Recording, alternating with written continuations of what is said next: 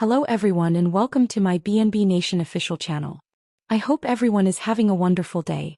Before we begin, please hit the subscribe button and gives this video a thumbs up. Finn Callahan stood at a crossroads, his heart pounding like a war drum as he considered the gravity of the decision before him. The evening air was thick with tension, a storm brewing both inside and out. He had never imagined his life would lead to this moment. A choice that could alter everything he had built, everything he had believed in. Hope Sinclair, on the other hand, found herself in a whirlwind of emotions. Her hands trembled as she gripped the letter she had written, a confession that had taken her months to put into words. Tonight she would lay her heart bare to Carter Reynolds, the man she had loved in secret for far too long. Both Finn and Hope were on the brink of revelations that would leave their worlds forever changed. Doors tightening around the letter. "I need to talk to you. It's important." Carter stepped aside, gesturing. Hope clutched the letter as she stepped onto Carter Reynolds' porch. The glow of the porch light cast shadows along the wooden planks, making her feel as if she were stepping into an entirely new reality. She had loved Carter since they were teenagers, but circumstances had always kept them apart. He had married young, devoted to a woman who had ultimately broken his heart.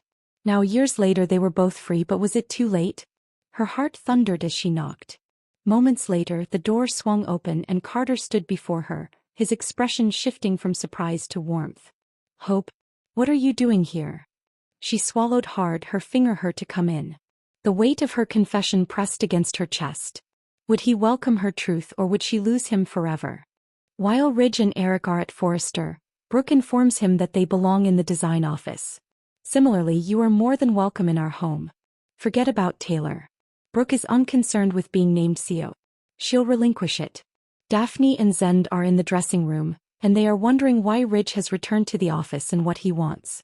"It was upsetting to see Ridge," Zend says, "but seeing him with Brooke was even more unexpected." Daphne worries Steffi and Taylor would be thrilled about the Hope approaches Carter in the main office to inquire about any recent developments. Carter says not yet, but he feels like it could. He thinks maybe it's time to mend fences. Hope inquires as to what Ridge said to cause him to doubt their job. Carter shakes his head. Today was a tremendous moment, yet he feels like a traitor. Hope objects that they're purposefully planting seeds of doubt since they realize that his approach is succeeding. Carter scowls. Hope complains that he can't allow Ridge make him feel more bad. Carter already felt guilty. She still believes that taking over the company was the right decision. Are they going to overlook how Steffi and Ridge mistreated Carter? Argues he fooled them out of their own firm. Hope says he did it for the betterment of the business. Now it's flourishing and they want him to feel awful about it. "Don't let them. We worked so hard for this. It was their poison that led to this separation to begin with." Carter says they need designers. Hope thinks they can find some. Ridge has also been assured he can come back as an employee. She informs Carter she will not answer to him or Steffi.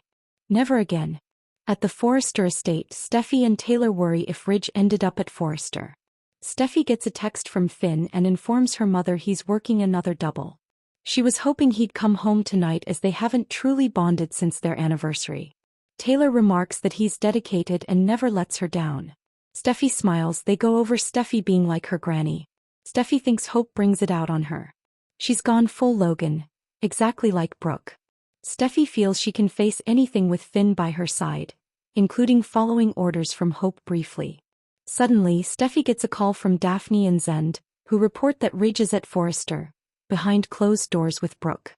Steffi appreciates the call. Taylor asks Steffi's sure Brooke just surrounded her father, and Taylor assures her she's not worried about it. If Ridge wanted to be with her, he wouldn't be living there with her. She wouldn't be surprised if she's begging him to come back to her in Forrester's design office. Ridge informs Brooke. She nods. "Do you know control your daughter?" He thinks back over Thomas moving across the world to get away from Hope. His dad is sitting on the couch wondering what happened to his firm, all because of your daughter. Because she wanted something, and she exploited my friend, my best friend, to get it. And that is unforgivable. Brooke agrees that Hope has made some mistakes, but she only wanted to be supported.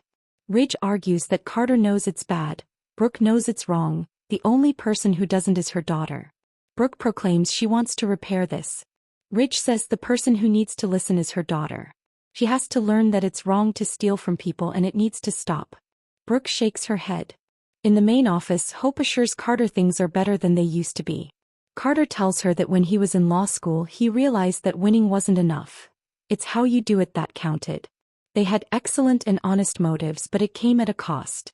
Hope shrugs that they knew Ridge would be furious, but why should his dignity matter more than theirs? He let his daughter to call her a slut. Becoming furious, Hope fumes that she will not bend over backward to accommodate a man who is incapable of taking ownership for his acts. I refuse. This company is in the correct hands. Your hands. And if Ridge comes back, it is going to be on our terms, not his. Hope informs Carter that his so-called friend wants them to fail. She yells at him not to give his authority back to people who have treated them like dirt. It's such an insult to hear them declare he's using him. That means people think he can't think for himself or stand up for himself. Finn stares at images of him and Steffi and then Luna on his computer. He sighs. "My daughter." He flashbacks to telling Steffi he'll never let her down, and her replying they can never allow anything or anybody come between them again. He decides that Steffi deserves the truth. Tomorrow he'll tell her that Luna is his daughter. At the Forrester mansion, Taylor tells Steffi she sees things differently today. Brooke is just a person. She can even confess she has some nice qualities, a lot of faults as well. Ridge has seen them too. He's developed so much and his love and passion for her are true. Incredibly thrilled for her and her dad. The design office, Ridge tells Brooke he doesn't like saying these things to her, but it's true. Your daughter is the source for this whole problem. They made her. She's a big star in the world because of Forrester, but she wanted more. He always wants more. She sought revenge. She'll frighten everyone in this building. Brooke believes that her daughter worked hard and was under constant threat from Steffi. Ridge argues that's no justification. Brooke tells him they can't keep bickering over their children's troubles. He turned to another woman, but she didn't turn to anyone. I'm meant to be with is standing right here. Right here in front of me. Ridge gives her a mournful look and walks out. Thanks for watching. If you likes this video, do not forget to subscribe to my channel and do not miss any update.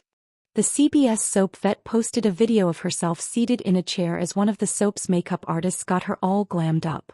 Not only was she preparing for the day ahead as Brooke, she was going over her lines at the same time and even added her own touch of lipstick to complete the task. Finn sat in his car, gripping the steering wheel tightly, his mind racing with uncertainty. His life had always been structured, predictable and safe.